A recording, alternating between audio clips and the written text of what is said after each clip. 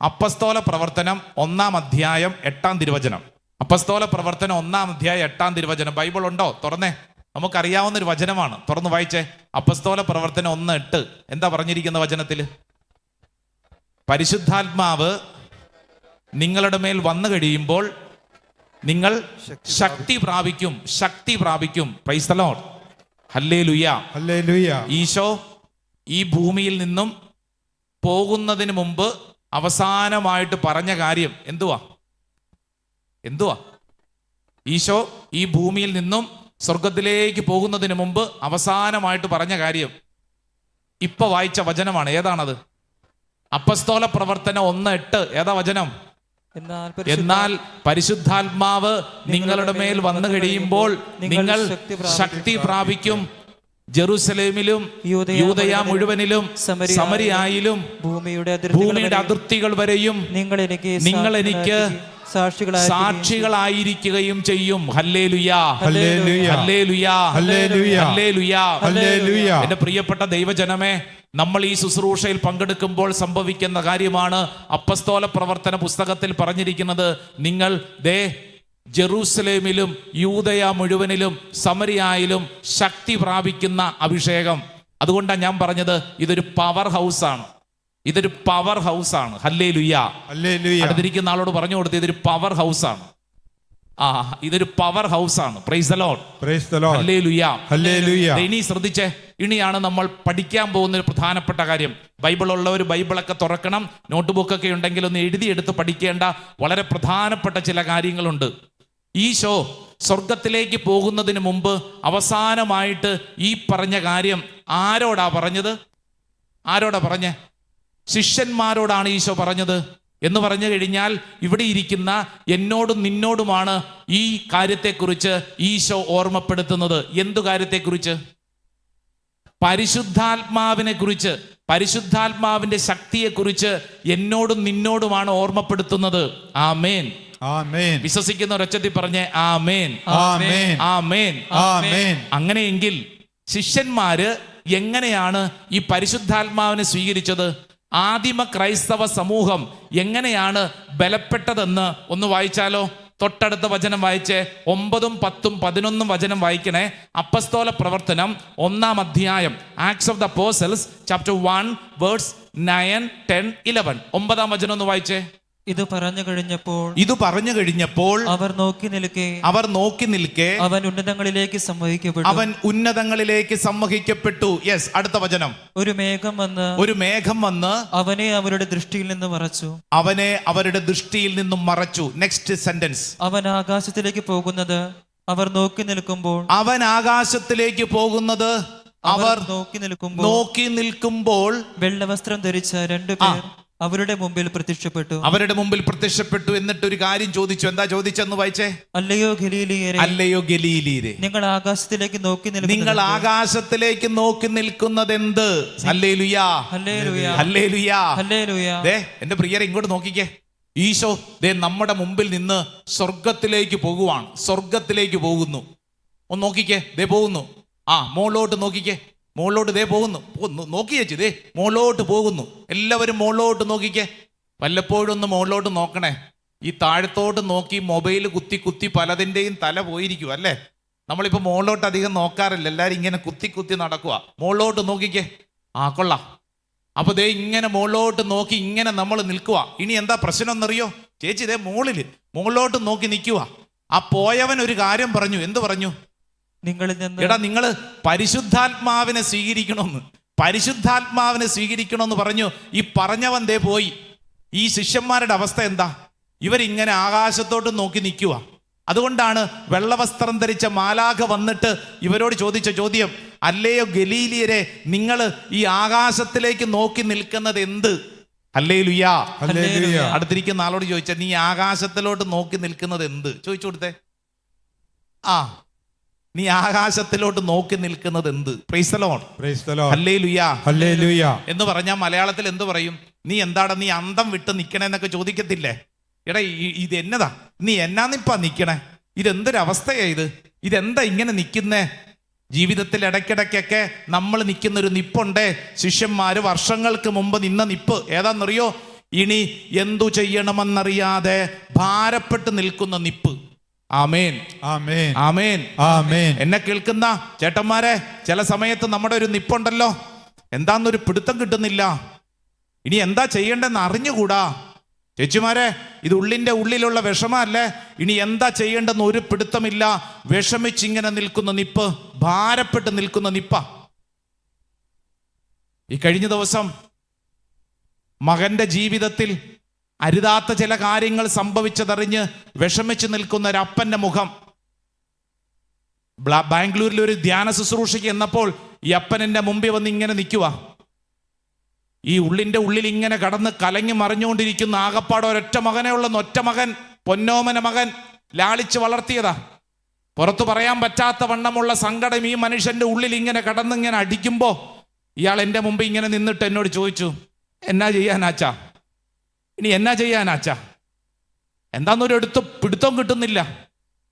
അപ്പൻ പള്ളിയിലെ പ്രധാനപ്പെട്ട ആളാണ്, ഒരു ശുശ്രൂഷകനൊക്കെയാ, നാട്ടുകാരുടെ മുമ്പിൽ പേരും വിലയുമുള്ള മനുഷ്യനാ. പക്ഷേ മകന്റെ ചില കാര്യങ്ങൾ അറിഞ്ഞതിന് ശേഷം ചങ്കുപൊട്ടി അപ്പന്റെ ചോദ്യം, ഇനി എന്നാ ചെയ്യാനാന്ന്.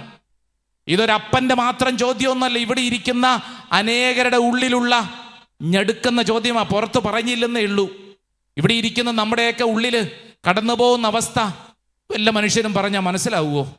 ഒന്ന് ചിന്തിച്ചു നോക്കിക്കേ, വല്ല മനുഷ്യനും പറഞ്ഞാൽ മനസ്സിലാവുമോ? ഈ പുറമേ കാണുന്നതല്ലെന്ന് അകത്തുള്ളത്. സത്യമല്ല ചേച്ചി? പുറമേ കാണുമ്പോൾ ടിപ് ടോപ്പാ, റെഡിയാ, കൊള്ളാം, കണ്ടു കഴിഞ്ഞാൽ തൊട്ടുമുത്താൻ തോന്നും. അതുപോലെയല്ല ചിലതിൻ്റെയൊക്കെ ഇരിപ്പ്, സത്യമായ കാര്യം. എന്നാൽ ഈ ഉള്ളിലുള്ള അവസ്ഥ അതൊരു മനുഷ്യന് പോലും മനസ്സിലാവുന്നില്ല. അത്രമേൽ ഭാരപ്പെട്ട അവസ്ഥ, അത്രമേൽ സങ്കടകരമായ കാര്യങ്ങൾ ഉള്ളിൻ്റെ ഉള്ളിലൂടെ കടന്നു പോകുമ്പോൾ ചോദ്യം എന്താണെന്നറിയോ? ഇനിയിപ്പോ എന്നതാ ചെയ്യണ്ടേ? ഈ വിഷയത്തെ എങ്ങനെ കൈകാര്യം ചെയ്യും? ആകപ്പാടെ ഉണ്ടായിരുന്നതിന് സ്നേഹിച്ച് വളർത്തി വലുതാക്കി 18 വയസ്സ്, ഇങ്ങോട്ട് നോക്കിക്കേ ചേട്ടാ, 18 വയസ്സ് തികഞ്ഞ അന്ന് മകളെ, ഒറ്റ മോളെ ഉള്ളെന്ന്, അവൾ ഒരുത്തൻ്റെ കൂട്ടത്തിൽ പോയി. ഈ പോയവനോ ഇവളേക്കാളും 15 വയസ്സ് മൂത്തത്, കല്യാണം കഴിച്ച് 2 കുട്ടികളുള്ള ഒരുത്തൻ്റെ കൂട്ടത്തിൽ. ഈ അമ്മയുടെ ചോദ്യം, എൻ്റെ അച്ഛാ ഒരെണ്ണേ ഉള്ളൂ, ഞാൻ പൊന്നുപോലെ വളർത്തിയതാ, എന്നാ ചെയ്യേണ്ടെന്ന് എനിക്കൊരു പിടുത്തവും ഇല്ല. 18 വയസ്സായിട്ടുള്ള അച്ഛാ, എട്ടും പൊട്ടും തിരിയാത്ത പെണ്ണാ അത്, ഇനിയിപ്പം ഞാൻ എന്നതാ ചെയ്യേണ്ടത്? ഈ അമ്മ കൊണ്ട പോലീസ് സ്റ്റേഷനിൽ പരാതി കൊടുത്തു. പെണ്ണ് വന്നിട്ട് പറഞ്ഞു പോലീസുകാരോട്, എനിക്ക് ഇഷ്ടമുള്ളവൻ്റെ കൂട്ടത്തിൽ പോകും, 18 വയസ്സ് കഴിഞ്ഞു, ഇനി എൻ്റെ അമ്മയ്ക്ക് എൻ്റെ മേൽ അവകാശമൊന്നും ഇല്ല, എനിക്ക് ഇഷ്ടമുള്ള പോലെ ഞാൻ ജീവിച്ചോളാം, എനിക്ക് എൻ്റെ മാതാപിതാക്കളുടെ കൂടെ പോകണ്ട, ആ നരകത്തിൽ കഴിയണ്ട. അമ്മ ചങ്ക് കലങ്ങി ചോദിക്കുന്നു, അച്ഛാ ഞാൻ 18 വയസ്സ് വരെ പൊന്നോമനമായിട്ട് വളർത്തിയിട്ട് അവളിപ്പോൾ പറഞ്ഞത് കേട്ടോ നരകത്തിലാണെന്ന്. അച്ഛാ അങ്ങനെയാണോ ഞാൻ വളർത്തിയത്? കൊടുക്കാവുന്നതെല്ലാം കൊടുത്തില്ലേ? ചങ്ക് കലങ്ങിയ ഒരു അമ്മയുടെ ചോദ്യം, ഇനിയിപ്പോൾ എന്നതാ ചെയ്യണ്ടേ? ഇതൊരു അമ്മയുടെയോ അപ്പൻ്റെ ചോദ്യം മാത്രമൊന്നുമല്ല. ഇവിടെ നിന്ന് പറയുന്ന ഞാനും കേൾക്കുന്ന നിങ്ങളുടെയും ഉള്ളിൻ്റെ ഉള്ളിൽ കടന്നു പോകുന്ന അനേകം അനുഭവങ്ങളുടെ മുമ്പിൽ നമുക്കൊരു ചോദ്യമുണ്ട്, ഇനിയിപ്പോൾ ഞാൻ എന്നതാ ചെയ്യണ്ടേ? ഈ ചോദ്യമാണ് വർഷങ്ങൾക്ക് മുമ്പ് ആദിമ ക്രൈസ്തവ സമൂഹത്തിൻ്റെ രൂപകൽപ്പനയ്ക്ക് മുമ്പ് ശിഷ്യന്മാർ ചോദിച്ച ചോദ്യം, ഇനിയിപ്പോൾ എന്നതാ ചെയ്യണ്ടേ? ഒരെത്തും പിടിയും കിട്ടുന്നില്ലല്ലോ.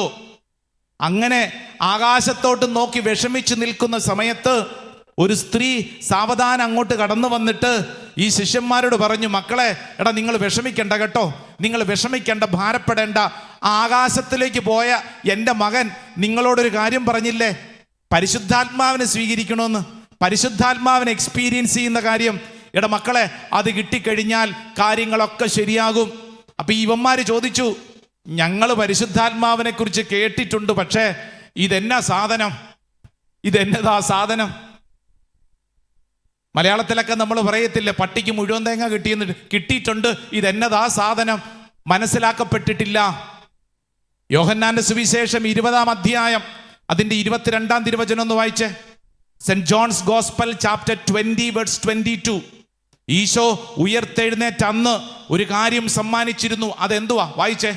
ഇത് പറഞ്ഞിട്ട് അവരുടെ മേൽ നിശ്വസിച്ചുകൊണ്ട് അവരോട് അരുളി ചെയ്തു, നിങ്ങൾ പരിശുദ്ധാത്മാവിനെ സ്വീകരിക്കുവിൻ. കണ്ടോ? ഈസ്റ്ററിന്റെ അന്ന്, ഉയർപ്പിന്റെ അന്ന് ഈശോ ശിഷ്യന്മാരെ വിളിച്ചിരുത്തിയിട്ട് അവരോട് പഠിപ്പിച്ച കാര്യം, എൻ്റെ മക്കളെ, നിങ്ങൾ പരിശുദ്ധാത്മാവിനെ സ്വീകരിക്കുവിൻ. സ്വരമുയർത്തി പറഞ്ഞ hallelujah, hallelujah, hallelujah, hallelujah, hallelujah, hallelujah. എൻ്റെ പ്രിയരെ, ഇവിടെ ഇരിക്കുന്ന ഓരോരുത്തരും ചിന്തിച്ച്, നിങ്ങൾ പരിശുദ്ധാത്മാവിനെ സ്വീകരിച്ചിട്ടുണ്ടോ? ഉണ്ടോന്ന് എൻ്റെ ദൈവമേ, അല്ലേ? നമ്മളൊക്കെ പരിശുദ്ധാത്മാവിനെ സ്വീകരിച്ചിട്ടുണ്ട്. എന്നാ സ്വീകരിച്ച പരിശുദ്ധാത്മാവിനെ? ആച്ചാപ്പറമ്പിലെ ചേട്ടാ, എന്നാ സ്വീകരിച്ച പരിശുദ്ധാത്മാവിനെ? എന്നാ സ്വീകരിച്ച? പറ. മാമോദീസയുടെ അന്ന് പരിശുദ്ധാത്മാവിനെ സ്വീകരിച്ചെന്ന്. മാമോദീസയുടെ അന്ന് പരിശുദ്ധാത്മാവിനെ സ്വീകരിച്ചു. പിന്നെ എപ്പോഴെങ്കിലും സ്വീകരിച്ചോ? സ്ഥൈര്യലേപനത്തിൽ സ്വീകരിച്ചു, കൂദാശകളിലൊക്കെ സ്വീകരിക്കുന്നുണ്ട്. നല്ല കാര്യം. മാമോദീസായിൽ നമുക്ക് കിട്ടിയ പരിശുദ്ധാത്മാവ്, എൻ്റെ ഒരു ചോദ്യം, ഈ പരിശുദ്ധാത്മാവിനെ കിട്ടി, സ്വഭാവത്തിൽ എന്തെങ്കിലും വ്യത്യാസമുണ്ടോ? കിട്ടില്ല, ഒന്നും പറയണില്ലല്ലോ. അതിപ്പോ എന്നാ പറയാനല്ലേ? അതിങ്ങനെ ചോദിച്ചാൽ ഞങ്ങൾക്ക് കിട്ടി. പിന്നെ മാമോദീസായ്ക്ക് നമുക്കൊരു പേരും കൂടെ കിട്ടി, അല്ലേ? ബാപ്റ്റിസം നെയിമും കൂടെ കിട്ടി. എനിക്കും കിട്ടി, ഫ്രാൻസിസ് അസീസി, നല്ല വിശുദ്ധന്റെ പേര് കിട്ടി. സ്വഭാവോ? ഓരോരുത്തരും ചിന്തിച്ചോളൂ.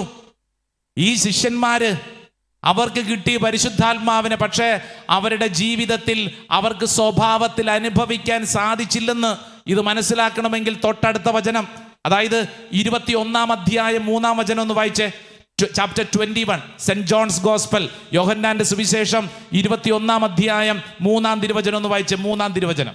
ശിമയോൻ പത്രോസ് പറഞ്ഞു, ഞാൻ മീൻ പിടിക്കാൻ പോവുകയാണ്. കണ്ടോ, ആരാണ് പോണത്? പറഞ്ഞേ. ശിമയോൻ പത്രോസ് എന്ന് പറഞ്ഞാൽ ആരാ? പരിശുദ്ധാത്മാവിനെ കിട്ടിയവൻ. അവൻ എങ്ങോട്ട് പോകുന്നു? പറ. മീൻ പിടിക്കാൻ പോകുന്നു എന്ന് പറഞ്ഞാൽ മീൻപിടുത്തം മോശമായത് കൊണ്ടല്ല, മറിച്ച് അവനോട് ഈശോ പറഞ്ഞിട്ടുള്ളതാ, എടാ പത്രോസേ, ഇനി നീ ഈ പിടുത്തമല്ല, നീ മനുഷ്യരെ പിടിക്കുന്നവനാണ്.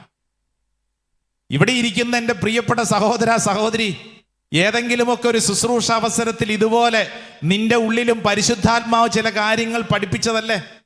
ഈ ജെറുസലേം കൺവെൻഷൻ ഇന്നിവിടെ നടത്തപ്പെടുമ്പോൾ ഇതിനു മുമ്പ് പലതവണ ബൈബിൾ കൺവെൻഷനിൽ പങ്കെടുത്തവരല്ലേ ഞാനും നീയും, അല്ലേ? പറയുന്നു ഹല്ലേലൂയ.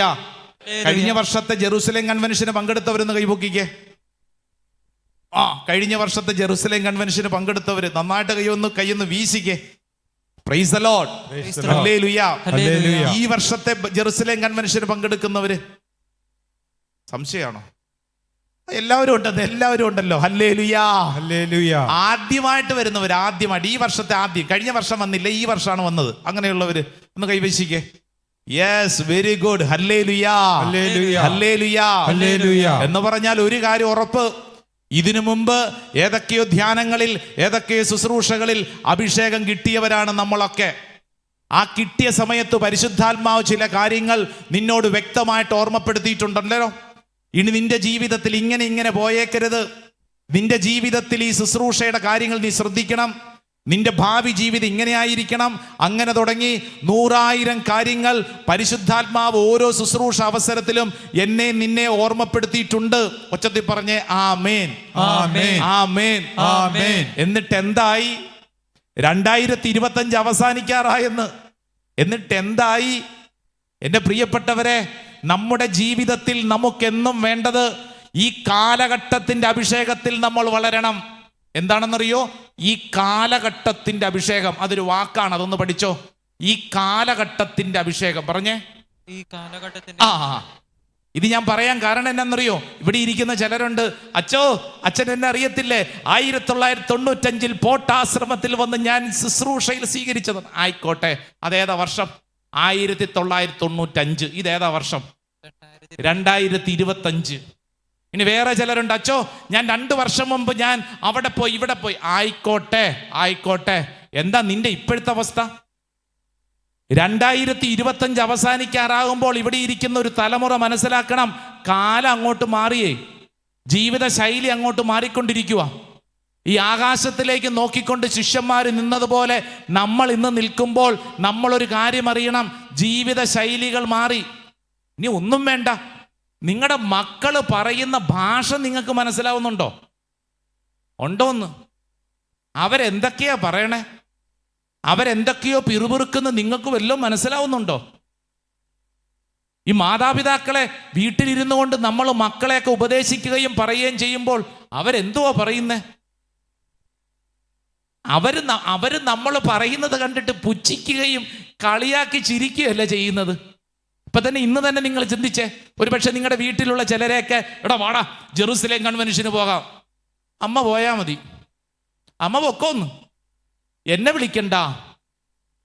മക്കളുടെ സ്വഭാവ ശൈലികൾക്കൊക്കെ ഒരു മാറ്റം വന്നു കഴിഞ്ഞു എന്ന് പറഞ്ഞ തലമുറയൊന്നും അങ്ങോട്ട് മാറി. 2024 മലയാളത്തിൽ പിറന്ന ഒരു പുണ്യപദം ഏതാണെന്നറിയോ? തന്ത വൈബ്. തെറി പറഞ്ഞതല്ല ചേച്ചി, തന്ത വൈബ്. എന്ത് വൈബ്? എന്ന് പറഞ്ഞാൽ എന്താ അർത്ഥം? അപ്പനോ മുതിർന്നവരോ മക്കളെ ഉപദേശിക്കാൻ തുടങ്ങുമ്പോഴത്തേക്ക് മക്കൾ പറയും തന്ത വൈബ് തുടങ്ങിയിട്ടുണ്ട്. അമ്മ ഉപദേശിക്കാൻ തുടങ്ങുമ്പോൾ എന്ത് പറയും? തള്ള വൈബ് തുടങ്ങിയിട്ടുണ്ട്. ഇതൊക്കെ വൈബാണെന്ന്. കഴിഞ്ഞ ദിവസം ധ്യാനിക്കാൻ വന്ന ഒരു കുടുംബം, എഞ്ചിനീയറിംഗ് പഠിക്കുന്ന ചെറുക്കൻ ക്ലാസ്സിൽ കയറാതെ പുറത്ത് നിൽക്കുന്നു. ധ്യാനത്തിന് ക്ലാസ് നടന്നുകൊണ്ടിരിക്കുന്നു. കോളേജിൽ പഠിക്കുന്ന ചെറുക്കൻ പുറത്ത് ലല്ലല്ല പാടി നടക്കുന്നത് കണ്ട് ഞാൻ ചെന്നിട്ട് ചോദിച്ചു, എടാ ക്ലാസ്സിൽ കയറുന്നില്ലേ? ഓ ഫാദറെ, എനിക്കിപ്പോൾ ക്ലാസ്സിലിരിക്കാൻ ഒരു വൈബില്ല. എന്തില്ല? വൈബില്ല. ഇനിയിപ്പോൾ ഇവൻ എപ്പോഴാണാവോ വൈബ് ഉണ്ടാവുന്നത്? വൈബ് അവനിരിക്കാനൊരു മൂഡില്ലെന്ന്. കാലം മാറി, മക്കൾ പറയുന്ന ഭാഷകൾ മാറി. ഇവിടെ ഇരിക്കുന്ന നമ്മുടെയൊക്കെ ജീവിത ശൈലികൾ, നമ്മൾ പണ്ട് മുതൽ 995 ഞാൻ അങ്ങനെ കൂടി ഇങ്ങനെ കൂടി 2000 2022 എന്നൊക്കെ പറഞ്ഞുകൊണ്ടിരിക്കുമ്പോൾ ഓർക്കേണ്ട കാര്യം, ഈ കാലഘട്ടത്തിന്റെ അഭിഷേകത്തിന് വേണ്ടി പ്രാർത്ഥിക്കണം. അപ്പസ്തോല പ്രവർത്തനം 1-ാം അധ്യായം 8 മുതലുള്ള വചനത്തിൽ ഇവിടെ ഇരിക്കുന്ന ജെറുസലേം നഗരിയിൽ അനുഗ്രഹിക്കപ്പെട്ട ദൈവജനമേ, നമ്മൾ ഇന്ന് ഇവിടെ ഇരുന്ന് ആഗ്രഹിക്കേണ്ടത് ഈ കാലഘട്ടത്തിന്റെ അഭിഷേകം. Hallelujah, hallelujah. അടുത്തിരിക്കുന്ന ആൾക്കൊന്ന് കൈ കൊടുത്തോണ്ട് പറഞ്ഞേ, ഈ കാലഘട്ടത്തിന്റെ അഭിഷേകം. ഈ കാലഘട്ടത്തിന്റെ അഭിഷേകം. Price the Lord. Hallelujah, hallelujah, hallelujah, hallelujah. ഞാൻ നേരത്തെ പറഞ്ഞില്ലേ, ഒരു സ്ത്രീ അങ്ങോട്ട് കടന്നു വന്നിട്ട് ഈ ശിഷ്യന്മാരെയൊക്കെ പിടിച്ചു നിർത്തിയിട്ട് പറഞ്ഞടാ, മക്കളെ നിങ്ങൾ വിഷമിക്കേണ്ടടാ, നിങ്ങൾ വിഷമിക്കേണ്ടടാ, ദേ പരിശുദ്ധാത്മാവിനെ കുറിച്ച് എനിക്കറിയാം, ഞാൻ നിങ്ങളെ പഠിപ്പിക്കാം. എന്നിട്ട് ആ സ്ത്രീ അവിടെ ഇരുത്തി 10 ദിവസം ആ ദൈവജനത്തെ കുത്തിയിരുത്തി പഠിപ്പിച്ചു. ഒറ്റ കാര്യം പഠിപ്പിച്ചുള്ളൂ. എന്തിനെ കുറിച്ച്? പരിശുദ്ധാത്മാവ്, പരിശുദ്ധാത്മാവ്, പരിശുദ്ധാത്മാവ്. പറഞ്ഞു കൊടുത്ത മുഴുവനും തൻ്റെ ജീവിതത്തിൽ താൻ അനുഭവിച്ച പരിശുദ്ധാത്മാവിനെ ആ സ്ത്രീ പങ്കുവച്ചു. ആ സ്ത്രീയുടെ പേരെന്തുവാ? ഒച്ചത്തിപ്പറ. പരിശുദ്ധ മറിയം. പരിശുദ്ധ മറിയം ദേ ജെറുസലേം നഗരിയുടെ പരിശുദ്ധാൽത്താരയോട് ചേർത്ത് പരിശുദ്ധ അമ്മയുടെ സാന്നിധ്യം വെച്ചിരിക്കുന്നതിന്റെ അർത്ഥം എന്താണെന്നറിയോ? പരിശുദ്ധ അമ്മയാണ് ഈ കൺവെൻഷന് നമ്മളെ ഇവിടെ ഇരുത്തിക്കൊണ്ട് നമ്മളെ ഈ ധ്യാനത്തിന് നയിക്കുന്ന ഒരു ശക്തി. വിശ്വസിക്കുന്നവര് നല്ലൊരു കയ്യടി കൊടുത്തേ. Hallelujah, hallelujah, hallelujah, hallelujah. ആദിമ ക്രൈസ്തവ സമൂഹം അപ്പസ്തോല പ്രവർത്തനം 1-ാം അധ്യായത്തിൽ പഠിപ്പിക്കുന്നു, 120ഓളം പേര് പരിശുദ്ധ അമ്മയുടെ നേതൃത്വത്തിന് കീഴില് 10 ദിവസം അവിടെ ഇരുന്നു കൊണ്ട് ആവർത്തിച്ച് ഒരൊറ്റ കാര്യമേ പ്രാർത്ഥിച്ചുള്ളൂ. എന്തിനു വേണ്ടി? പരിശുദ്ധാത്മാവിന് വേണ്ടി, കാലഘട്ടത്തിന്റെ അഭിഷേകത്തിന് വേണ്ടി പ്രാർത്ഥിച്ചു. അങ്ങനെ പ്രാർത്ഥിച്ചത് കൊണ്ടാണ് 10-ാം ദിനത്തിൽ അവർ പന്തക്കുസ്ത അനുഭവം സ്വീകരിച്ചത്. ഇത് സംഭവിച്ചിട്ട് വർഷങ്ങളേറെ കഴിഞ്ഞു. ഇന്ന് ഈ ജെറുസലേം നഗരിയിൽ ഇപ്രകാരം ഒരു ബൈബിൾ കൺവെൻഷൻ നടത്തുമ്പോൾ പരിശുദ്ധ അമ്മ നമ്മളെ പഠിപ്പിക്കുന്നത്, മക്കളെ ഒരു 2-ാം പന്തക്കുസ്തയുടെ അഭിഷേകത്തിന് ഒരുങ്ങേണ്ട സമയമായില്ലേ? ഈ കാലഘട്ടത്തിന്റെ അഭിഷേകത്തിന് വേണ്ടി പ്രാർത്ഥിക്കണം. ഇങ്ങനെയുള്ള കൂട്ടായ്മയുടെ ആത്യന്തികമായ ലക്ഷ്യമെന്ന് പറയുന്നത് പരിശുദ്ധാത്മാഭിഷേകം, ഈ കാലഘട്ടത്തിന്റെ അഭിഷേകം. Hallelujah, hallelujah. 2 കരങ്ങൾ സ്വർഗത്തിലേക്ക് ഉയർത്തിപ്പിടിച്ചേ, 2 കരങ്ങൾ ഉയർത്തിപ്പിടിച്ചേ. ഒന്ന് കണ്ണടച്ചോളൂ. എൻ്റെ പ്രിയപ്പെട്ട സഹോദര സഹോദരി, നിന്റെ ജീവിതത്തിൽ നീ കടന്നുപോയ അനുഭവങ്ങളെ മുഴുവൻ ഈ പരിശുദ്ധാത്മാ ശക്തിയിൽ സമർപ്പിച്ച്, പരിശുദ്ധാത്മാവേ, പരിശുദ്ധാത്മാവേ, ഈ കാലഘട്ടത്തിന്റെ അഭിഷേകം എൻ്റെ മേൽ അത്ഭുതകരമായിട്ട് ചൊരിയണം. ആഗ്രഹിക്കണം, പ്രാർത്ഥിക്കണം. 2 കരങ്ങൾ ഉയർത്തിപ്പിടിച്ച് പരിശുദ്ധാത്മാവേ എന്ന് വിളിച്ചേ, പരിശുദ്ധാത്മാവേ എന്ന് വിളിച്ചേ. പോരാ, സ്വരമുയർത്തി വിളിച്ചേ, പരിശുദ്ധാത്മാവേ എന്ന് വിളിച്ചേ. പരിശുദ്ധാത്മാവേ, ഹല്ലേലൂയ, പരിശുദ്ധാത്മാവേ, ഹല്ലേലൂയ, ഹല്ലേലൂയ, ഹല്ലേലൂയ, ഹല്ലേലൂയ. അപ്പസ്തോല പ്രവർത്തനം 1-ാം അധ്യായം 14-ാം തിരുവചനം തുറന്നേ ബൈബിൾ തുറന്നേ. Acts of the apostles chapter 1 verse 14. അപ്പസ്തോല പ്രവർത്തനം 1:14. അതിൽ എഴുതിയിരിക്കുന്ന ഒരു കാര്യമുണ്ട്, പരിശുദ്ധ അമ്മയെ കുറിച്ചുള്ള പരാമർശം. വായിച്ചാലോ? ഇവർ ഏകമനസ്സോടെ യേശുവിന്റെ അമ്മയായ മറിയത്തോടും മറ്റു സ്ത്രീകളോടുമൊപ്പം പ്രാർത്ഥനയിൽ മുഴുകിയിരുന്നു. കണ്ടോ പരിശുദ്ധ അമ്മ ഈ മക്കളെ ഇങ്ങനെ ചേർത്ത് പിടിച്ചു, എന്നിട്ട് അവരെ പരിശുദ്ധാത്മാവിനെ കുറിച്ച് പഠിപ്പിച്ചു. അങ്ങനെയാണ് അപ്പസ്തോല പ്രവർത്തനം 2-ാം അധ്യായം 1 മുതൽ 4 വരെയുള്ള വചനത്തിന്റെ പൂർത്തീകരണം സംഭവിച്ചത്. വായിച്ചേ, ആക്ട്സ് ഓഫ് ദ അപ്പോസ്റ്റൽസ് അപ്പസ്തോല പ്രവർത്തനം 2-ാം അധ്യായം 1 മുതൽ 4 വരെയുള്ള വചനം വായിച്ചോ. പന്തക്കോസ്ത ദിനം സമാഗതമായപ്പോൾ അവരെല്ലാവരും ഒരുമിച്ച് കൂടിയിരിക്കുകയായിരുന്നു. കൊടുങ്കാറ്റടിക്കുന്നത് പോലുള്ള ഒരു ശബ്ദം പെട്ടെന്ന് ആകാശത്തുനിന്നുണ്ടായി. അത് അവർ സമ്മേളിച്ചിരുന്ന വീട് മുഴുവൻ നിറഞ്ഞു. അഗ്നിജ്വാലകൾ പോലുള്ള നാവുകൾ തങ്ങൾ ഓരോരുത്തരുടെ മേൽ വന്നു നിൽക്കുന്നതായി അവർ കണ്ടു. അവരെല്ലാവരും പരിശുദ്ധാത്മാവിനാൽ നിറഞ്ഞു. വലതുകരം ഉയർത്തിപ്പിടിച്ച് ഇടതുകരം നെഞ്ചോട് ചേർത്ത വചനം ഏറ്റെടുത്ത് അവരെല്ലാവരും പരിശുദ്ധാത്മാവിനാൽ നിറഞ്ഞു. പറഞ്ഞേ അവരെല്ലാവരും പരിശുദ്ധാത്മാവിനാൽ നിറഞ്ഞു. ആത്മാവ് കൊടുത്ത ഭാഷണ വരമനുസരിച്ച് അവർ വിവിധ ഭാഷകളിൽ സംസാരിക്കാൻ തുടങ്ങി. Hallelujah, hallelujah, hallelujah, hallelujah, hallelujah. കൈതാത്തിക്കേ. പരിശുദ്ധാത്മാവ് ഒരു വ്യക്തിയിൽ പ്രവർത്തിക്കുമ്പോൾ ആ വ്യക്തിയുടെ ശരീരത്തിലെ ഏത് അവയവത്തെയാണ് ആദ്യം കയറി പിടിക്കണമെന്നറിയോ? ആ വ്യക്തിയുടെ നാവ്, സംസാരം. വചനം പറയുന്നു, പരിശുദ്ധാത്മാവ് കൊടുത്ത ഭാഷണ വരമനുസരിച്ച് വിവിധ ഭാഷകളിൽ അവർ സംസാരിക്കാൻ തുടങ്ങി. എന്ന് പറഞ്ഞു കഴിഞ്ഞാൽ എന്ത് മനസ്സിലായി? എൻ്റെ പ്രിയപ്പെട്ട സഹോദരങ്ങളെ, പരിശുദ്ധാത്മാവിനെ എക്സ്പീരിയൻസ് ചെയ്തുകൊണ്ടിരിക്കുന്ന നമ്മുടെ ഓരോരുത്തരുടെയും സംസാരത്തിലേക്ക് പരിശുദ്ധാത്മാവ് ഇടപെടാൻ വരുന്നു. ആമേൻ, ആമേൻ, ആമേൻ, ആമേൻ. നമ്മുടെ നാവ് ഇത് പരിശുദ്ധാത്മാവിന്റെ അതിശക്തമായ വലിയൊരു ഉപകരണമായി പരിശുദ്ധാത്മാവ് മാറ്റും. ആമേൻ, ആമേൻ, ആമേൻ, ആമേൻ, ആമേൻ. നാവ് തുറന്നു പറ ആമേൻ, ആമേൻ. ആമേൻ എന്ന വാക്കിന്റെ അർത്ഥം എന്താ? അപ്രകാരം തന്നെ സംഭവിക്കട്ടെ. ആമേൻ, ആമേൻ, ആമേൻ, ആമേൻ. ചിലർക്കുണ്ടല്ലോ വാ തുറന്ന ഇങ്ങനെ പ്രാർത്ഥിക്കാൻ വരുമ്പോഴത്തേക്ക് ഒച്ച വരത്തില്ല. എന്നാൽ അതേ സമയം തന്നെ വീട്ടിലൊക്കെ ഇരുന്നു കൊണ്ട് ചീത്ത പറയുമ്പോൾ, ദേഷ്യം വരുമ്പോൾ എന്നാ ഒച്ചയാ. അപ്പൊ ഈ ദേഷ്യം വരുമ്പോൾ വാക്ക് വായിൽ നിന്ന് വീഴുന്നത് പരിശുദ്ധാത്മാവിന്റെ ആണോ അതോ ദുഷ്ടാത്മാവിന്റെ ആണോ? ദുഷ്ടാത്മാവിന്റെ അല്ലേ? നമുക്കറിയാം അല്ലേ? അപ്പൊ നമ്മൾ ഓർത്ത് നോക്കിക്കേ, നമ്മുടെ നാവ് നമ്മൾ കൂടുതൽ ഉപയോഗിക്കുന്നത് എന്തിനു വേണ്ടിയാ? പരിശുദ്ധാത്മാവിന് വേണ്ടിയാണോ ദുഷ്ടാത്മാവിന് വേണ്ടിയാണോ? അങ്ങനെയെങ്കിൽ ഇങ്ങോട്ട് ശ്രദ്ധിച്ചേ, നിന്റെ നാവിനെ പരിശുദ്ധാത്മാവ് ഏറ്റെടുക്കണമെങ്കിൽ എന്ത് ചെയ്യണമെന്നറിയോ? ഈ നാവ് പരിശുദ്ധാത്മാവിന് വിട്ടുകൊടുക്കണം. ഹല്ലേലൂയാ, ഹല്ലേലൂയാ, ഹല്ലേലൂയാ, ഹല്ലേലൂയാ. രണ്ട് കരങ്ങൾ സ്വർഗത്തിലേക്ക് ഉയർത്തി എത്രത്തോളം ഉച്ചത്തിൽ പരിശുദ്ധാത്മാവേ എന്ന് വിളിക്കാവോ അത്രത്തോളം ഉച്ചത്തിൽ ഒരൊറ്റ വിളി വിളിച്ചേ, പരിശുദ്ധാത്മാവേ. ഒന്നും കൂടെ വിളിച്ചേ, പരിശുദ്ധാത്മാവേ. ഒന്നും കൂടെ വിളിച്ചേ, പരിശുദ്ധാത്മാവേ.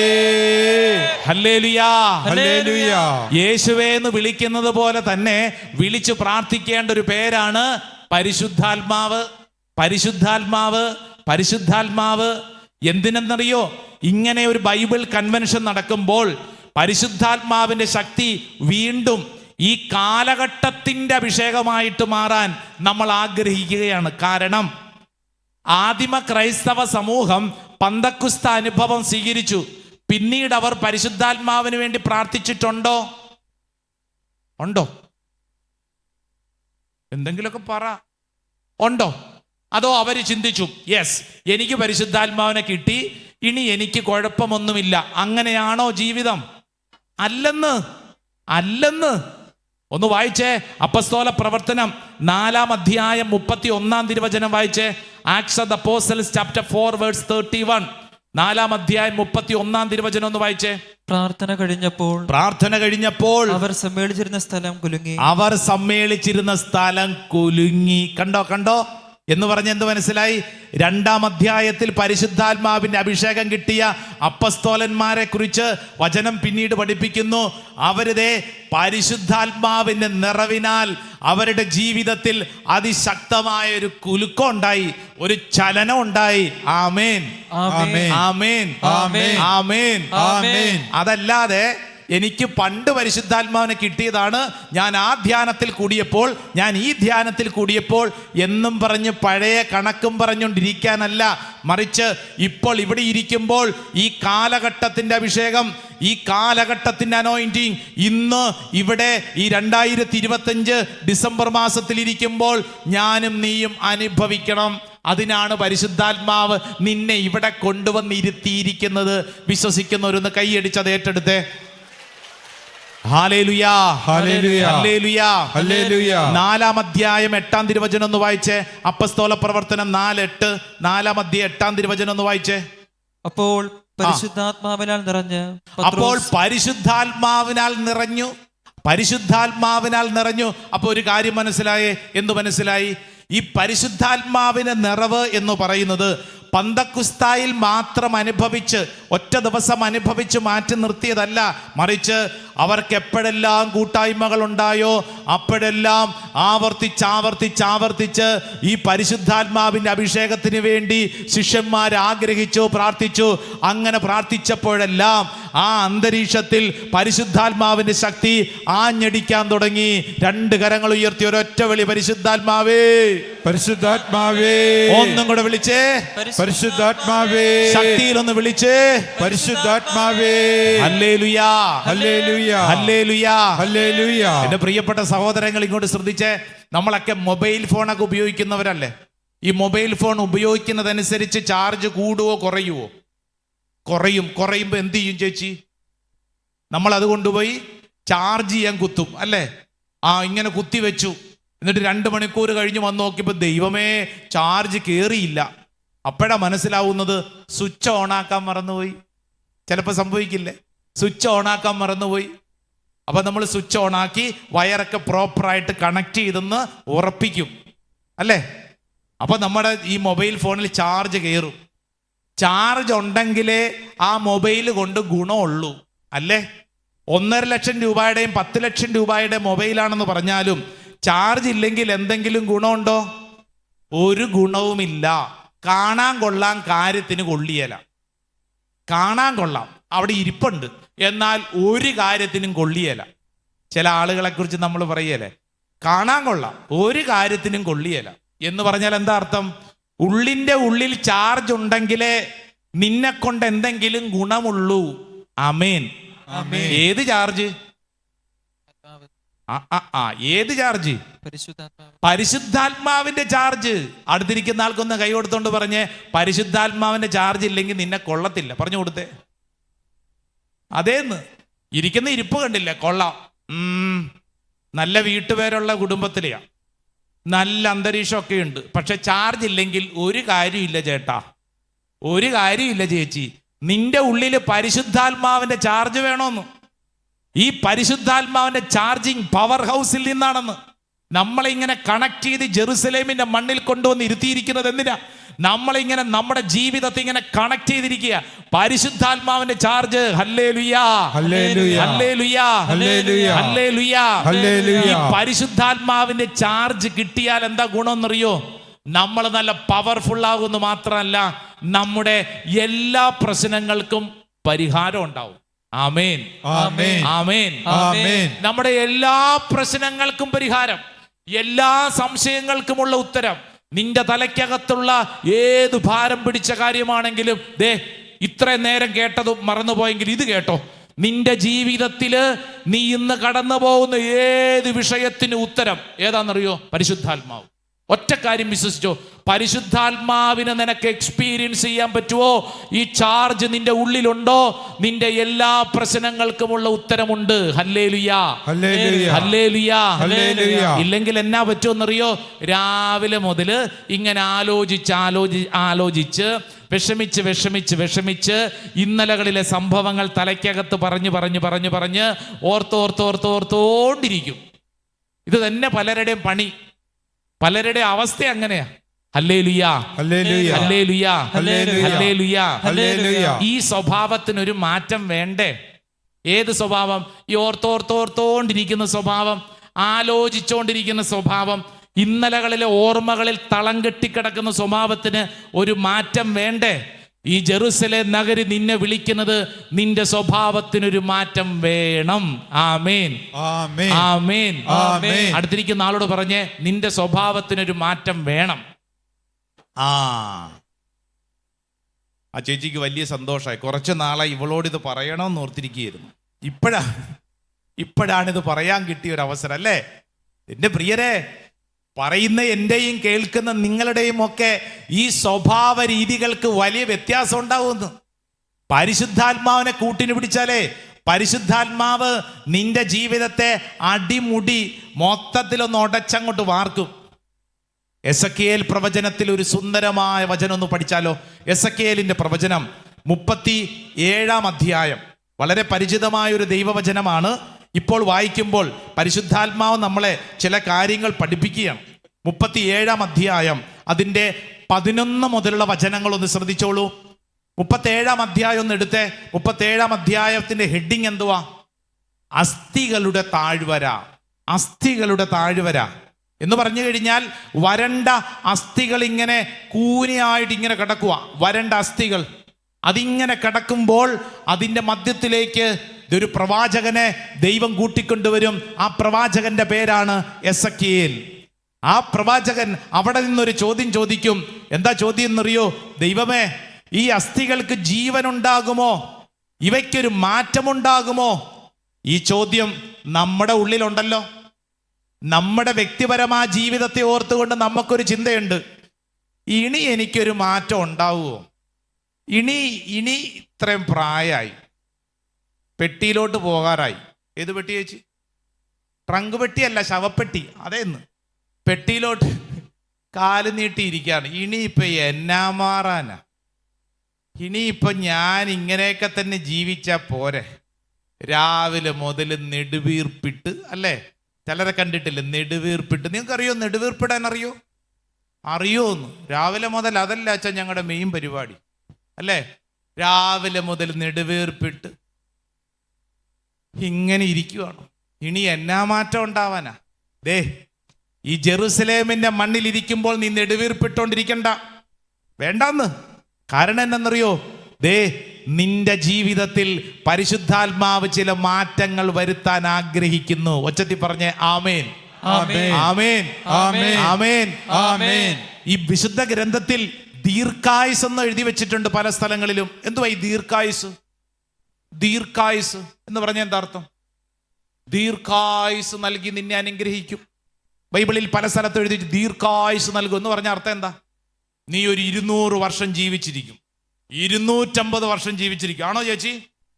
അല്ല. അർത്ഥം എന്താ? നീ എത്ര വർഷം ജീവിച്ചിരിക്കുന്നുവോ അത്ര വർഷം ആക്റ്റീവായിട്ടിരിക്കും. അതാ അതിന്റെ അർത്ഥം. Hallelujah, hallelujah, hallelujah, hallelujah. നീ 40 വർഷം ജീവിച്ചുള്ളൂ ആയിക്കോട്ടെ, 40 വർഷം നല്ല ആക്റ്റീവായിട്ടിരിക്കും കേട്ടോ. എന്ന് പറഞ്ഞു കഴിഞ്ഞാൽ ഇങ്ങനെ ഉണക്കയിരിപ്പല്ലെന്ന് ചേട്ടാ, ഈ ഉണക്കയിരിപ്പല്ല. ഇങ്ങനെ ഏതായാലും ഒരു ജീവിതം ഉള്ള ജീവിതം ദീർഘായുസ് എന്ന് പറഞ്ഞാൽ ബൈബിള് പഠിപ്പിക്കുന്നത് നീ എത്ര വർഷം ഈ ഭൂമിയിൽ ജീവിച്ചോ ആ ഉള്ള വർഷം ആക്റ്റീവായിട്ടിരിക്കണം, ജീവനോടെ ഇരിക്കണം.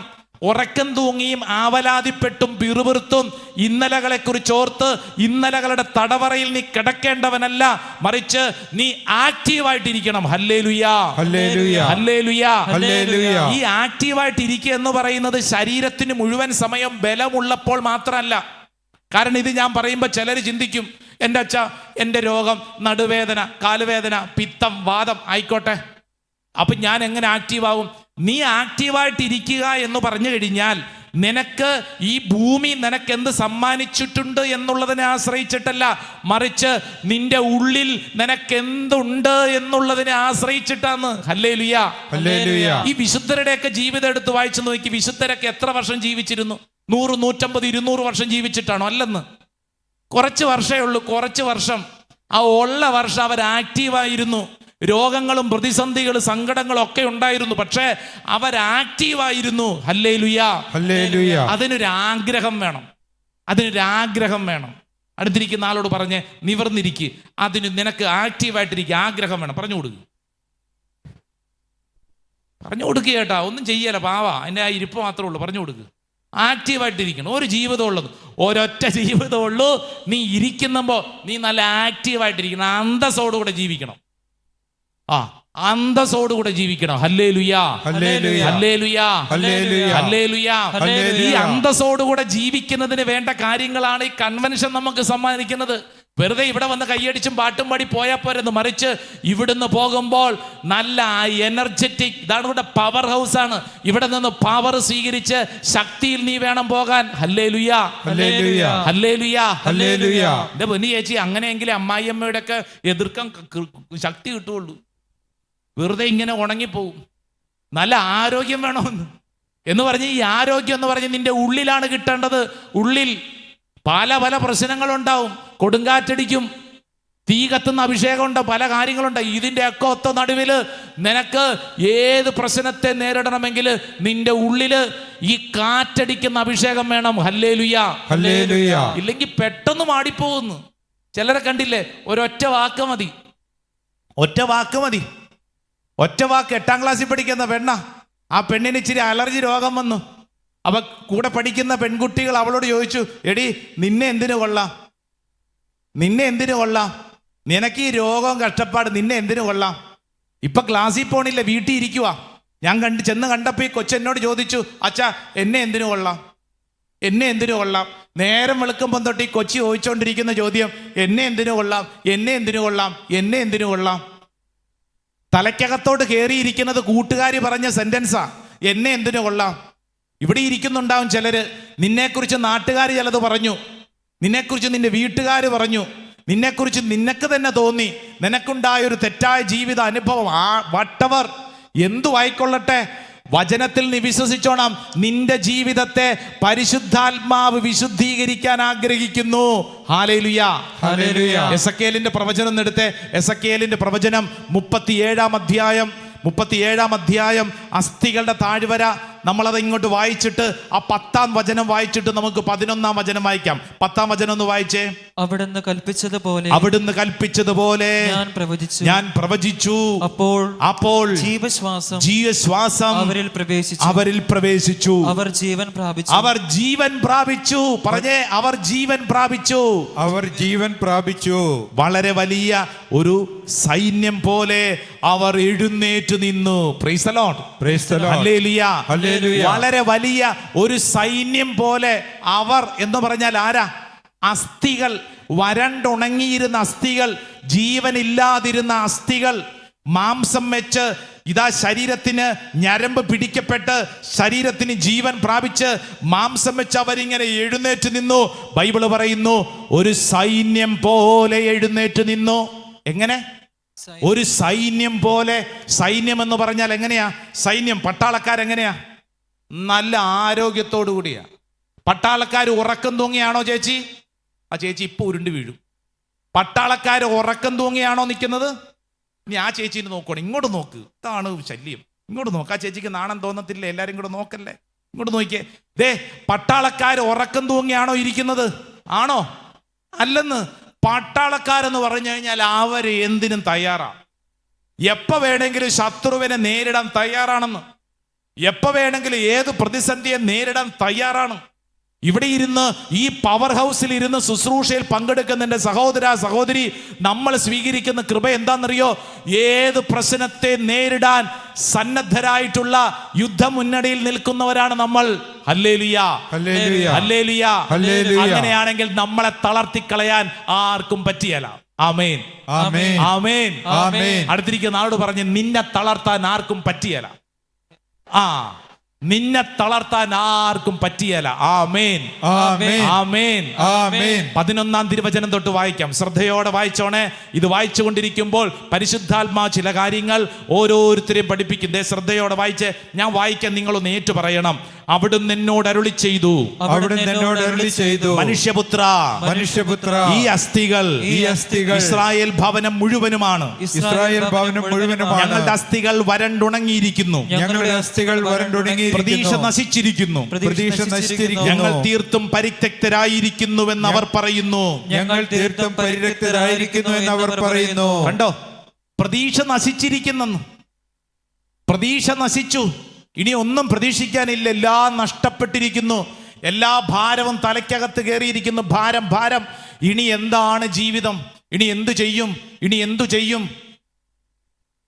കഴിഞ്ഞ നോമ്പ് കാലഘട്ടത്തിൽ മലബാറിലെ താമരശ്ശേരി രൂപതയിൽ കൂടരഞ്ഞി എന്ന് പറയുന്ന ഒരു പള്ളി, സെന്റ് സെബാസ്റ്റ്യൻ പള്ളിയാ, മനോഹരമായിട്ടുള്ളൊരു പള്ളിയാ.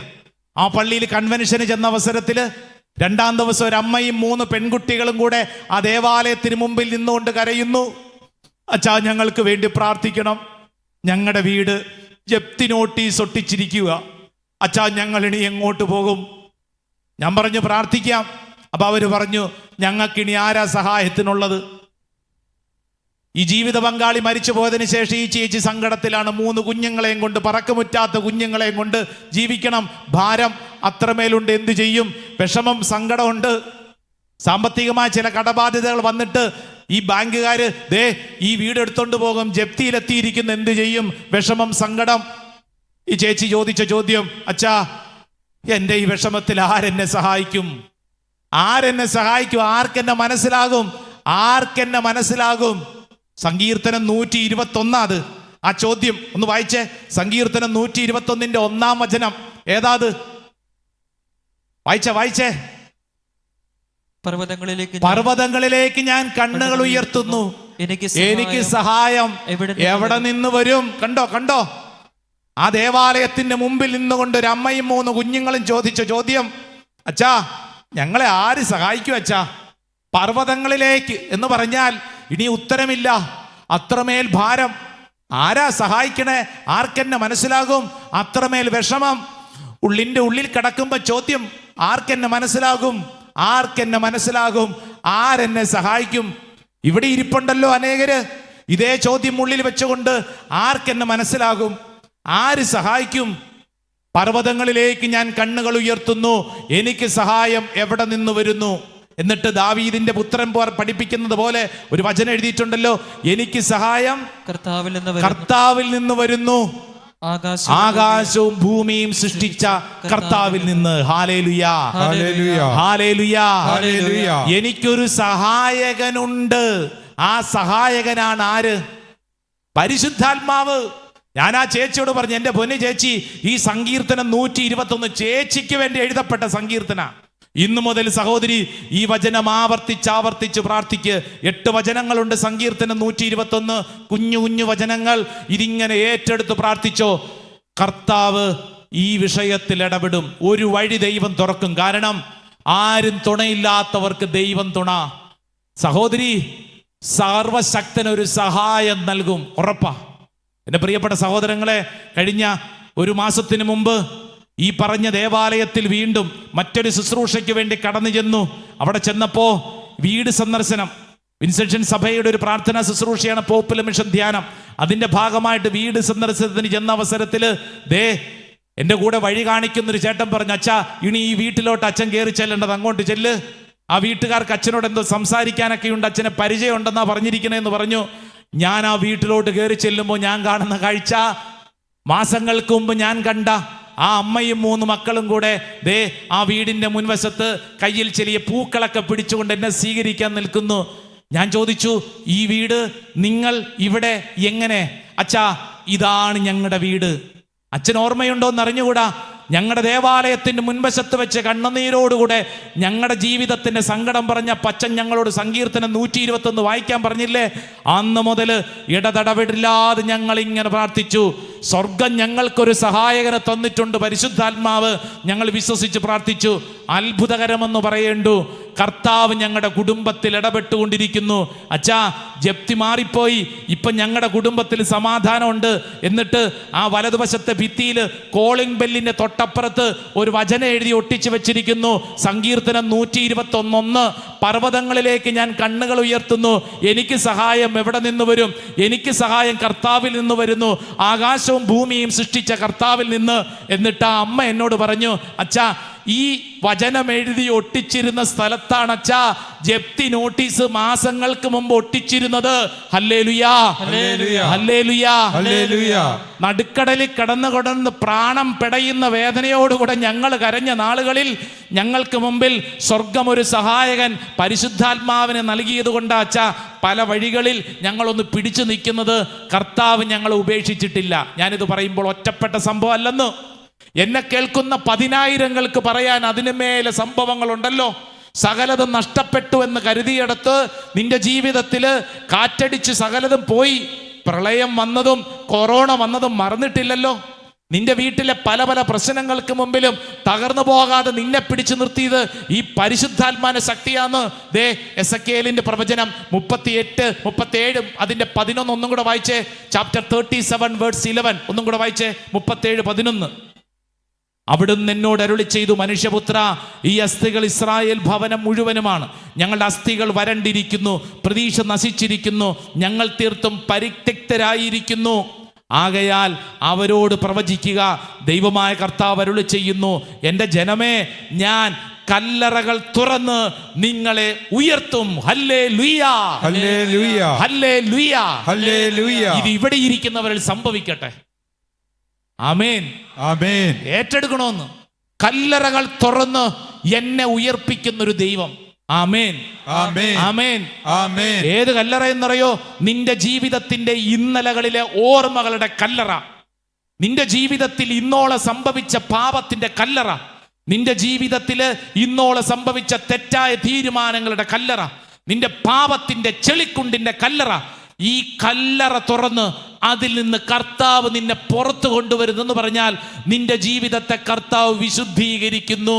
ഉച്ചത്തിൽ പറഞ്ഞേ ഹല്ലേലൂയാ, ഹല്ലേലൂയാ. വചനം ഒന്ന് വായിച്ചു നോക്കിക്കേ. എൻ്റെ ജനമേ, ഞാൻ കല്ലറകൾ തുറന്ന് നിങ്ങളെ ഉയർത്തും, ഇസ്രായേൽ ദേശത്തേക്ക് ഞാൻ നിങ്ങളെ തിരികെ കൊണ്ടുവരും. എൻ്റെ ജനമേ, കല്ലറകൾ തുറന്ന് നിങ്ങളെ ഞാൻ ഉയർത്തുമ്പോൾ ഞാനാണ് കർത്താവെന്ന് നിങ്ങൾ അറിയും. എൻ്റെ ആത്മാവിനെ ഞാൻ നിങ്ങളിൽ നിവേശിപ്പിക്കും, നിങ്ങൾ ജീവിക്കും, ഞാൻ നിങ്ങളെ നിങ്ങളുടെ സ്വന്തം ദേശത്ത് വസിപ്പിക്കും. കർത്താവായി ഞാനാണിത് പറഞ്ഞതെന്നും പ്രവർത്തിച്ചതെന്നും അപ്പോൾ നിങ്ങൾ അറിയും. ഹല്ലേലൂയാ, ഹല്ലേലൂയാ. ഒന്ന് ചാടി എഴുന്നേറ്റ് നിന്ന്, ചാടി എഴുന്നേറ്റ് നിന്നേ, ചാടി എഴുന്നേറ്റ് നിന്നേ, പോരെന്നേ, ചാടി എഴുന്നേറ്റ് നിന്നേ. 2 കരങ്ങൾ സ്വർഗത്തിലേക്ക് നിവർത്തി ഉയർത്തിപ്പിടിച്ചേ. ആ, തലയ്ക്ക് മുകളിൽ ഉയർത്തിപ്പിടിച്ചോ. എൻ്റെ പ്രിയപ്പെട്ട സഹോദരങ്ങളെ, നമുക്ക് വേണ്ടത് ഈ കാലഘട്ടത്തിന്റെ അഭിഷേകം. 2 കരങ്ങൾ ഉയർത്തിപ്പിടിച്ചോ. മറ്റൊന്നും ചിന്തിക്കേണ്ട. നിന്റെ ജീവിതത്തിന്റെ കല്ലറകൾ തുറന്ന് കർത്താവ് നിന്നെ ഉയർത്താൻ ആഗ്രഹിക്കുന്ന ശുശ്രൂഷ. ഈ ജെറുസലേമിന്റെ മണ്ണ് നിന്റെ ജീവിതത്തിൽ വിടുതലിന്റെ ശുശ്രൂഷയുടെ മണ്ണാണ്. ഇന്നോളം നീ കടന്നു വന്ന ജീവിതത്തിന്റെ സകല ഭാരങ്ങൾ ഇറക്കി വെച്ച് വിശുദ്ധീകരണത്തിന്റെ ശുശ്രൂഷ സമയം. കരങ്ങൾ 2 സ്വർഗത്തിലേക്ക് നന്നായിട്ട് നിവർത്തി ഉയർത്തിപ്പിടിച്ച്. അടുത്ത് നിൽക്കുന്നയാൾ എങ്ങനെ പ്രാർത്ഥിക്കുന്നുവെന്നല്ല, മറിച്ച് നീ എങ്ങനെ പ്രാർത്ഥിക്കുന്നുവെന്നുള്ളതാണ് പ്രധാനപ്പെട്ട കാര്യം. അടുത്തുള്ളവർ എങ്ങനെ വേണമെങ്കിലും പ്രാർത്ഥിച്ചോട്ടെ. ഈ ജെറുസലേമിന്റെ മണ്ണിൽ വന്നത് എന്തിനെന്നറിയോ? പ്രാർത്ഥിച്ച് അഭിഷേകം പ്രാപിക്കാൻ. കരങ്ങൾ 2 സ്വർഗത്തിലേക്ക് ഉയർത്തിപ്പിടിച്ച് ഒരല്പസമയം പരിശുദ്ധാത്മാവ് നിന്നെ പ്രേരിപ്പിക്കുന്നത് പോലെ, വേറെ ഒന്നുമല്ല, പരിശുദ്ധാത്മാവ് നിന്നെ പ്രേരിപ്പിക്കുന്നത് പോലെ ഒരു പുതിയ പന്തക്കുസ്ത, ഒരു പുതിയ അഭിഷേകം, ഈ കാലഘട്ടത്തിന്റെ അഭിഷേകം നിന്നിൽ സംഭവിക്കുന്ന സമയമാണ്. നാവ് തുറക്കണം, നിന്റെ നാവിന്റെ കെട്ടുകൾ അഴിയണം, പരിശുദ്ധാത്മാവേ എന്ന് വിളിക്കണം. കരങ്ങൾ ഉയർത്തി ഭാഷാവരത്തിലൊക്കെ പ്രാർത്ഥിക്കാൻ കൃപ ലഭിക്കുന്നവര് ഭാഷാവരത്തിലൊക്കെ പ്രാർത്ഥിച്ചോളൂ. കരങ്ങൾ ഉയർത്തിപ്പിടിച്ചോ, സ്വരം ഉയർത്തിക്കോ, നാവ് തുറന്നോ, ഹൃദയം തുറന്നോ. പോരല്ലോ, പോരല്ലോ, പോരല്ലോ. കെട്ടുകൾ അഴിയുന്ന ദൈവശക്തി വെളിപ്പെടുന്ന ഒരു പുതിയ അഭിഷേകം, ഈ കാലഘട്ടത്തിന്റെ അഭിഷേകം. കരങ്ങൾ ഉയർത്തി, സ്വരമുയർത്തി, പരിശുദ്ധാത്മാവേ വിളിക്കട്ടെ, വിളിക്കട്ടെ, വിളിക്കട്ടെ, വിളിക്കട്ടെ, വിളിക്കട്ടെ. സ്തുതിക്കട്ടെ, സ്തുതിക്കട്ടെ, സ്തുതിക്കട്ടെ, സ്തുതിക്കട്ടെ. ഓ ദൈവശക്തി, പരിശുദ്ധാത്മാവേ ഞങ്ങളുടെ മേൽ വെളിപ്പെടുന്ന സമയം, ഈ ശുശ്രൂഷ സമയത്ത് ഓരോ വ്യക്തിയിലും വെളിപ്പെടട്ടെ. ഭാരപ്പെടുന്ന ഓരോ വ്യക്തിയിലും വെളിപ്പെടട്ടെ. ജീവന്റെ ആത്മാവ്, ജീവശ്വാസത്തിന്റെ ശക്തി ഓരോ വ്യക്തിയിലും ചലിക്കട്ടെ. കരങ്ങൾ ഉയർത്തുന്നു, പോരാ, സ്വരം ഉയർത്തുന്നു. പരിശുദ്ധാത്മാവേ, നിറയട്ടെ, എന്നിൽ കവിയട്ടെ, എന്നിൽ ഒഴുകട്ടെ പുതിയൊരു അഭിഷേകം. നിറയട്ടെ, നിറയട്ടെ, എന്നിൽ കവിയട്ടെ, എന്നിൽ ഒഴുകട്ടെ പുതിയൊരു അഭിഷേകം. കൈയടിച്ചേ, കൈയടിച്ചേ.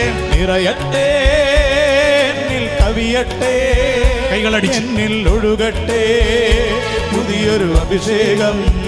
ആമേൻ. നിറയട്ടെ, എന്നിൽ കവിയട്ടെ, ഓ ഹോളി സ്പിരിറ്റ്, എന്നിൽ ഒഴുകട്ടെ പുതിയൊരു അഭിഷേകം. ഈ കാലഘട്ടത്തിന് അഭിഷേകം നിറഞ്ഞിടാൻ അധികമാമളവിൽ അഭിഷേകം പകരണമേ. ഈ കാലഘട്ടത്തിന്റെ ഈ അഭിഷേകം, കാലഘട്ടത്തിന് അഭിഷേകം നിറഞ്ഞിടാൻ അധികമാമളവിൽ അഭിഷേകം പകരണമേ. കരങ്ങൾ ഉയർത്തി കൈയടിച്ച്. നിറയട്ടെ, എന്നിൽ കവിയട്ടെ, എന്നിൽ ഒഴുകട്ടെ പുതിയൊരു അഭിഷേകം. ആമേൻ. നിറയട്ടെ, എന്നിൽ കവിയട്ടെ, എന്നിൽ ഒഴുകട്ടെ പുതിയൊരു അഭിഷേകം. രണ്ട് കരങ്ങൾ സ്വർഗത്തിലേക്ക് ഉയർത്തി പരിശുദ്ധാത്മാവേ, വിളിക്കട്ടെ, വിളിക്കട്ടെ, വിളിക്കട്ടെ. ഓ ദൈവത്തിന്റെ ആത്മാവേ, ഈ ശുശ്രൂഷയിൽ പങ്കെടുക്കുന്ന ഓരോ വ്യക്തിയുടെ മേൽ ഒരു പുതിയ അഭിഷേകം, ഒരു കാറ്റടിക്കുന്ന അഭിഷേകം, തീ കത്തുന്ന അഭിഷേകം സംഭവിക്കപ്പെടട്ടെ, സംഭവിക്കപ്പെടട്ടെ. എല്ലാ തടസ്സങ്ങളും കർത്താവിന്റെ ആത്മാവെടുത്ത് മാറ്റട്ടെ. ഓ ദൈവശക്തി അനേകരിൽ വെളിപ്പെടുന്ന സമയം മരണഭയം കർത്താവ് എടുത്തു മാറ്റുന്നു, മരണഭയം കർത്താവ് എടുത്തു മാറ്റുന്നു. പരിശുദ്ധാത്മാവ് ഓരോ വ്യക്തിയിലും അത്ഭുതകരമായിട്ട് പ്രവർത്തിക്കുന്നു.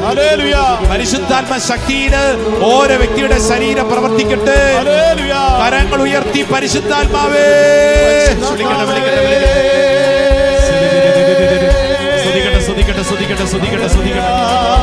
ഓ ഹോളി സ്പിരിറ്റ്, ഓ ഹോളി സ്പിരിറ്റ്, ദൈവത്തിന്റെ ആത്മാവ് ഓരോ വ്യക്തിയിൽ അത്ഭുതകരമായിട്ട് പ്രവർത്തിക്കട്ടെ. എല്ലാ തടസ്സങ്ങളും പരിശുദ്ധാത്മാവ് എടുത്ത് മാറ്റട്ടെ. പരിശുദ്ധാത്മാഭിഷേകം വെളിപ്പെടുന്നു. ഏറ്റെടുത്ത് പ്രാർത്ഥിക്കട്ടെ, ഏറ്റെടുത്ത് പ്രാർത്ഥിക്കട്ടെ. ഓ ഹോളി സ്പിരിറ്റ്, പരിശുദ്ധാത്മാവേ. സുവിശേഷം കൈയടിച്ചേ. കേൾക്കാത്ത മാനവരെ നേടിടുവാൻ കണ്ണുകളടച്ച് ഇന്നോളം സുവിശേഷം ആമേൻ കേൾക്കാത്ത മാനവരെ നേടിടുവാൻ സംഭവിക്കട്ടെ. ഇതുവരെയും പാപസുഖം വെടിയാത്ത ജീവിതങ്ങളെ നേടിടുവാൻ ഇതുവരെയും പാപസുഖം വെടിയാത്ത ജീവിതങ്ങളെ നേടിടുവാൻ ആത്മാവേ അഭിഷേകത്തിൻ ഉണർവു നൽകി നയിക്കണമേ. ആത്മാവേ അഭിഷേകത്തിൻ ഉണർവു നൽകി നയിക്കണമേ. ആത്മാവേ അഭിഷേകത്തിൻ ശക്തി നിറച്ചു നയിക്കണമേ.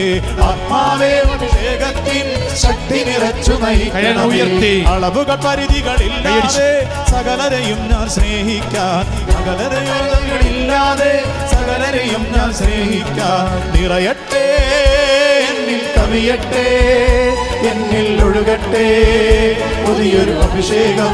ചേർന്ന് പാടി. നിറയട്ടെ, എന്നിൽ കവിയട്ടെ, എന്നിൽ ഒഴുകട്ടെ പുതിയൊരു അഭിഷേകം. നിറയട്ടെ, പഠിക്കേ. നിറയട്ടെ, എന്നിൽ കവിയട്ടെ, എന്നിൽ ഒഴുകട്ടെ പുതിയൊരു അഭിഷേകം. ഓ ഹോളി സ്പിരിറ്റ്, നിറയട്ടെ, ഇപ്പോൾ പ്രാർത്ഥിക്കുന്നു. ഓരോ ദൈവമക്കളിലും അത് സംഭവിക്കും. എല്ലാ തടസ്സങ്ങളും പരിശുദ്ധാത്മാവ് എടുത്തു മാറ്റി പുതിയൊരു അഭിഷേകത്തിന്റെ ശക്തി, ഒരു കാറ്റടിക്കുന്ന അഭിഷേകം ദൈവജനത്തിന്റെ മേൽ വെളിപ്പെടുന്നു. ശാരീരിക രോഗപീഠകളുടെ മേൽ പരിശുദ്ധാത്മാവിന്റെ ശക്തി വെളിപ്പെടട്ടെ. പരിശുദ്ധാത്മാവിന്റെ ശക്തി അത്ഭുതകരമായ ദൈവജനത്തിന്റെ മേൽ വെളിപ്പെടുന്ന സമയം ഓ പരിശുദ്ധാത്മാവെ, ഈ മണ്ണിന്റെ അഭിഷേകം വെളിപ്പെടുന്നു. വിശ്വസിച്ച് ഏറ്റെടുക്കുന്നു. ദൈവിക ശക്തി വെളിപ്പെടുന്നു. കരങ്ങൾ ഉയർത്തി, സ്വരമുയർത്തി പരിശുദ്ധാത്മാവെ എന്ന് വിളിച്ച് സ്തുതിച്ച് പ്രാർത്ഥിക്കുന്ന സമയം പ്രാർത്ഥിക്കുന്ന ഓരോരുത്തരിലും പരിശുദ്ധാത്മാവ് ഇടപെടുന്നു. ദൈവശക്തി വെളിപ്പെടുന്നു, ശക്തമായി വെളിപ്പെടുന്നു. ഓരോരുത്തരിലും പരിശുദ്ധാത്മാവേ